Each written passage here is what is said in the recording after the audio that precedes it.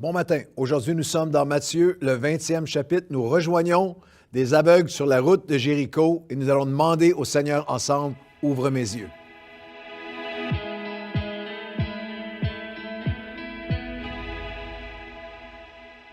Bonjour à tous, bienvenue à votre café matinal. Aujourd'hui, nous sommes dans l'Évangile de Matthieu, le 20e chapitre. Si vous vous joignez à nous, c'est en train de devenir un mouvement.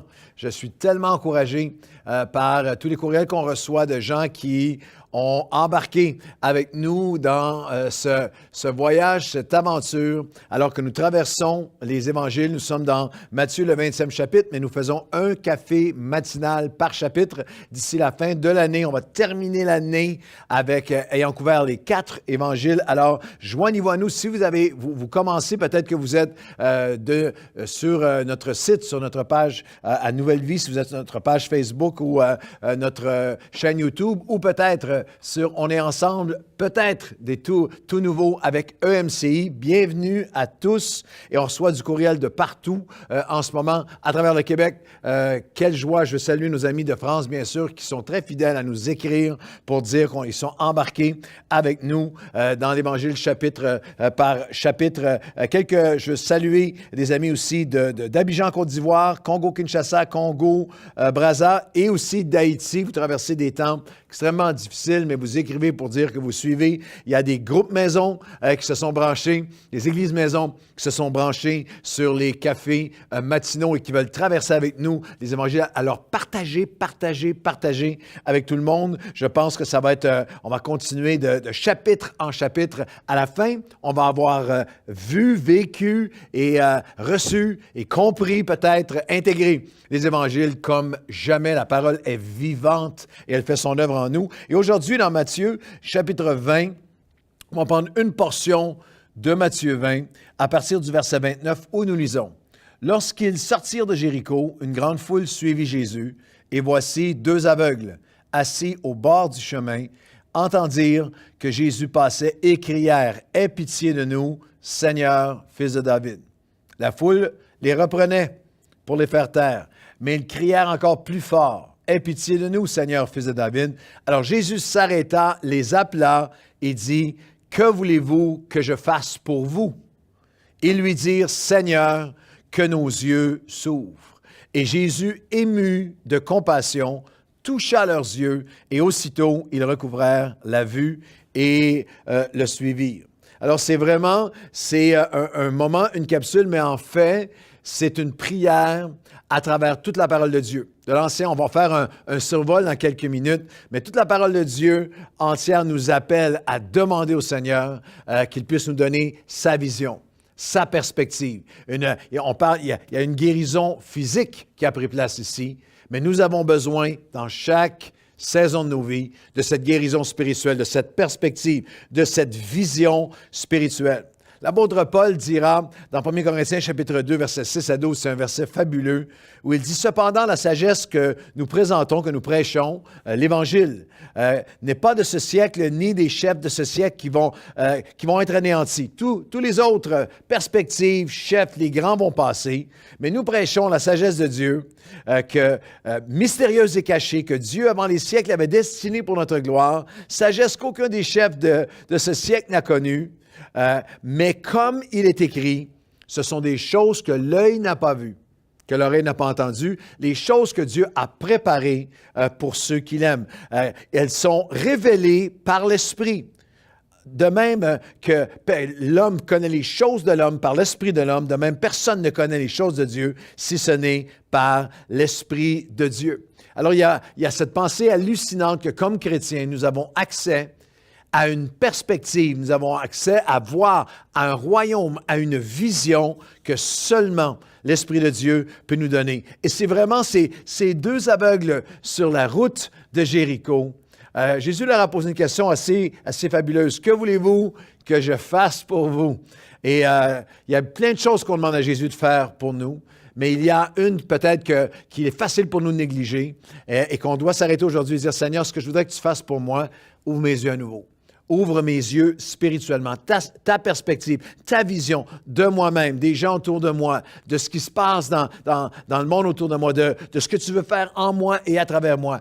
Ouvre mes yeux à toi, à ta grandeur, à qui tu es, à ton caractère. Et c'est magnifique que lorsqu'ils ont fait cette prière, Jésus a simplement, splagizomé dans le grec, été ému de compassion et a touché leurs yeux. C'est un thème à travers toute la Bible.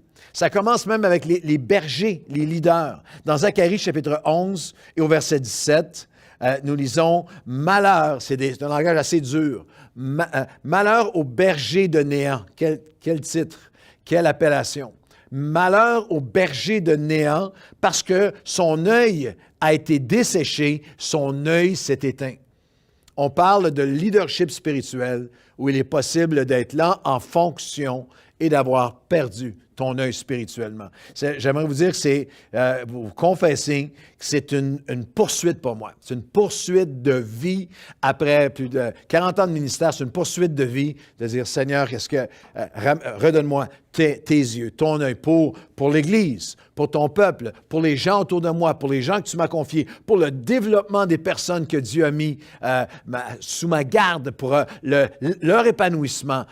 Une vision, ouvre mes yeux à nouveau aux âmes, une vision. Il est possible de faire l'œuvre de Dieu comme berger avec un œil éteint.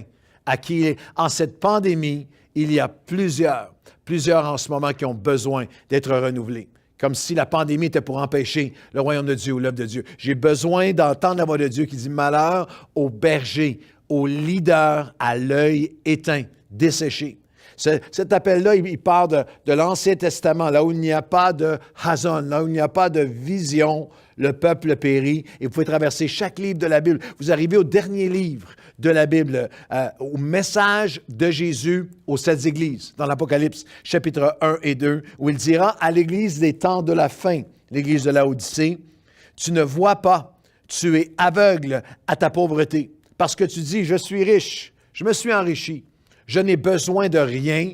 Je te dis que si tu ne te repens pas, tu as besoin que tes yeux puissent être ouverts. » Il dira littéralement, je te conseille de oindre tes yeux afin que tu puisses voir. À l'Église des temps de la fin. Il y a plusieurs interprétations sur ces 7 églises. Certaines écoles de pensée théologiens pensent que ces églises représentent sept époques de l'histoire humaine jusqu'à la fin. Le message universel de Jésus dans ces 7 messages à l'Église de toutes les époques. Bien sûr, c'était un message de Dieu pour les églises d'Asie, les 7 églises d'Asie par Jean, mais il y a certainement un consensus que Laodicée représente l'Église de la fin des temps. Et Jésus dit, tu as besoin que je touche tes yeux. Tu as besoin, à toi qui te penses riche spirituellement, tu es riche de doctrine, tu es riche de connaissances, tu es riche du passé, tu t'es enrichi. Tu as besoin que tes yeux soient touchés à nouveau. Nous avons besoin de rejoindre nos aveugles sur la route de Jéricho et de dire, Seigneur, ce que je veux que tu fasses pour moi, ouvre mes yeux aujourd'hui. Je vous le proposerai de cette façon. Nous avons besoin d'une deuxième touche à nouveau. Lorsque Jésus, dans Marc chapitre 8, rencontre d'autres aveugles, et un aveugle en particulier, et Jésus priera pour lui, et il le toucha une première fois. Et ce n'est pas parce que Jésus était en panne de puissance qu'il y a eu le réservoir de puissance était presque vide, puis il y a une guérison partielle. Non, il y a un message spirituel important. Il le touche une première fois et l'homme était entièrement aveugle, comme vous et moi, spirituellement, avant de le connaître, et ne voyait absolument rien, le touche une première fois. Que vois-tu? J'ai un miracle. Avant, je ne voyais rien, mais maintenant, je vois des hommes comme des arbres qui marchent. Il avait une vision tellement supérieure à ce qu'il avait auparavant, mais elle était partielle. Et Jésus le toucha une seconde fois et il dit, que vois-tu? Je vois les hommes tels qu'ils sont vraiment. Je voudrais te proposer que tu as besoin, toi qui étais aveugle, loin de Christ, tes yeux se sont ouverts, tu chantes grâce infinie. Grâce infinie, j'étais aveugle, maintenant je vois, formidable. Mais j'ai besoin de la deuxième touche à nouveau. J'ai besoin encore une fois d'être touché, que mes yeux soient touchés pour voir les gens, les situations, cette pandémie, mes épreuves, mes délais, mes attentes, comme ils sont vraiment, cette perspective que Dieu veut me donner comme lui, voir comme lui voit. J'écrivais à quelqu'un aujourd'hui à propos, quelqu'un très proche de nous, je disais, cette semaine, je prie pour que Dieu m'aide à le voir comme lui, il le voit. cette dimension de « ouvre mes yeux même face à ce qui prend place dans le monde. C'est aussi personnel que pour ton fils, ta fille, ton frère, ta sœur, des gens tout près, ta situation personnelle, mais aussi même ce qui prend place dans les nations. C'est très facile en ce moment, en ligne. Il y a énormément de voix qui vocifèrent, mais aussi de perspectives qui sont seulement sur les choses terribles qui sont autour de nous, qui s'apprêtent à se fondre sur nous. Jérémie a eu un moment comme ça. Dans Jérémie, chapitre 1, le Seigneur vient à Jérémie, un peu comme à l'aveugle que Jésus a touché, et Dieu demande à Jérémie, « Que vois-tu, Jérémie? » Jérémie dit, je vois une branche d'olivier. Je vois, le mot hébreu, c'est saked, l'annonceur de la vie. C'est un mot magnifique et une image magnifique, un sol stérile et glacial où il n'y a eu aucune vie, et tout à coup, la branche qui perce et qui annonce la vie. C'est ce que nous sommes appelés à être, ceux qui annoncent la vie. Et le Seigneur demande, l'Éternel demande une seconde fois à Jérémie, « Que vois-tu? » Il lui demande une seconde fois, « Que vois-tu, Jérémie? » Il dit, « Je vois des marmites de feu bouillantes, débordantes, qui s'apprêtent à être déversées. » Et c'était réel. C'était ce qui s'apprêtait à venir contre sa nation et ses nations à ce moment-là. Mais le verset suivant, « Mais toi, Jérémie, lève-toi, ne crains pas, ne tremble pas devant eux, car voici, je t'établis comme une ville forte et je serai avec toi. » Il est possible pour nous, il est possible pour des prophètes, des voix prophétiques, et comme serviteurs de Dieu et comme peuple de Dieu, que de ne voir en ce moment que les marmites débordantes, que de ne voir que c'est terrible, c'est la fin des temps, les mouvements antichrist, tout ce qui prend place autour. Nous sommes encore appelés à voir aussi que nous sommes, notre appel, la promesse. À nous, il dit aujourd'hui, ne crains pas, ne tremble pas, annonce, sois l'annonceur de la vie. Vois comme moi, je vois cette moisson des temps de la fin. Et peut-être le rendre encore plus personnel en terminant. J'aime tellement ce moment magnifique dans l'Évangile de Luc, chapitre 22, le verset 31, où Jésus est avec Pierre et il voit surnaturellement ce qui va prendre place, le tourbillon qui s'apprête à prendre place, où il dira à Pierre, Luc 22, 31, « Simon, Simon, Satan a désiré te faucher comme les blés, te cribler comme le froment. Mais j'ai prié pour toi, et lorsque tu reviendras, tu fortifieras tes frères. » Dans un moment prophétique, Jésus a vu Pierre, non seulement l'a vu pour ce qu'il était, mais a aussi vu, c'est comme un film en accéléré. L'a vu le renier, l'a vu pleurer, a vu tout le désir, l'intention satanique de le faucher. Mais Jésus intercède pour lui et il le voyait déjà.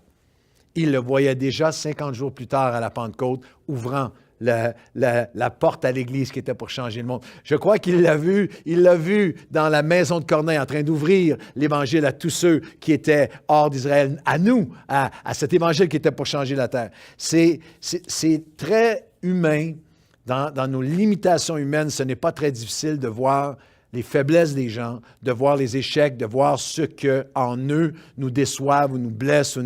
Ce qui est divin, c'est de les voir comme Jésus les voit, de les voir au-delà d'eux. Alors aujourd'hui, si vous voulez bien, on va prier ensemble. Et si vous avez ce moment de transparence, ce moment de clarté, et vous dites, Seigneur, j'ai besoin, ce que je veux que tu fasses pour moi, c'est ouvre mes yeux.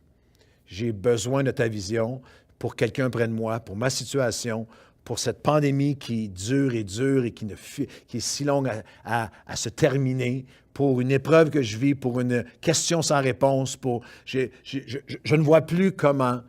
Sache que sa réponse est encore la même aujourd'hui. Splagizome, ému de compassion, il peut, il veut, il va toucher mes yeux et les tiens pour qu'on puisse voir spirituellement. Seigneur, nos yeux ne peuvent pas voir, nos cœurs ne peuvent pas concevoir tout ce que tu as, les choses que tu as préparées pour nous. Elles sont révélées par l'Esprit. Les plus grands de ce monde ne peuvent pas voir cette sagesse, cette perspective que toi, tu veux donner à tes enfants. Alors aujourd'hui, viens nous toucher une deuxième fois et encore une fois. Nous ne voulons pas être de ceux qui ne voient que les marmites de feu qui débordent. Nous voulons être les annonceurs de la vie. Pour les personnes autour de nous, pour notre propre vie, pour notre appel ensemble, pour ce que tu fais dans notre vie et à travers nous, ce que tu vas faire dans notre nation et dans les nations. Ouvre nos yeux aujourd'hui, Seigneur, par ton esprit, viens nous révéler de jour en jour. Ouvre nos yeux spirituellement, surnaturellement, pour que nous puissions accomplir ce que tu nous appelles à être et à faire ensemble, au nom de Jésus. Amen et amen. Bonne journée à tous.